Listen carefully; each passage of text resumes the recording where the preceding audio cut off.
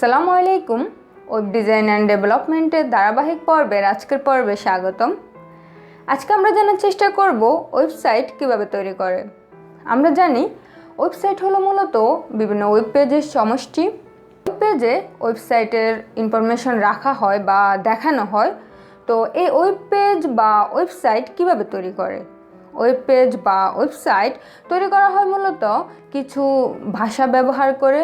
যেমন আমরা আমাদের ভাব প্রকাশের জন্য আমরা ভাষা ব্যবহার করি, শব্দ বাক্য ব্যবহার করে আমাদের ভাবটা প্রকাশ করি। ঠিক তেমনি ওয়েবসাইটেরও কিছু ভাষা রয়েছে, সেই ভাষাগুলো ব্যবহার করে একটা ওয়েবসাইট তৈরি করা হয়।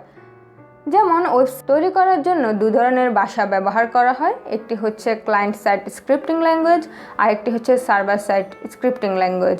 আমরা জানি ওয়েবসাইট দু ধরনের হয়ে থাকে, একটি হচ্ছে স্ট্যাটিক ওয়েবসাইট আর একটি হচ্ছে ডাইনামিক ওয়েবসাইট। স্ট্যাটিক ওয়েবসাইট তৈরি করার জন্য যে ল্যাঙ্গুয়েজ ইউজ করা হয় তা হচ্ছে ক্লায়েন্ট সাইড স্ক্রিপ্টিং ল্যাঙ্গুয়েজ, যেমন HTML, CSS, JavaScript, VB script, Ajax, jQuery ইত্যাদি। ডাইনামিক ওয়েবসাইট তৈরি করার ক্ষেত্রে যে ভাষাগুলো ব্যবহার করা হয় সেগুলো হচ্ছে সার্ভার সাইড স্ক্রিপ্টিং ল্যাঙ্গুয়েজ, যেমন PHP, ASP.NET, Node.js, Java, Python, Ruby ইত্যাদি। যে ওয়েবসাইটই হোক না কেন, হোক সেটা ডাইনামিক বা হচ্ছে স্ট্যাটিক ওয়েবসাইট, এই ল্যাঙ্গুয়েজগুলো ইউজ করে একটি ওয়েবসাইট তৈরি করা হয়।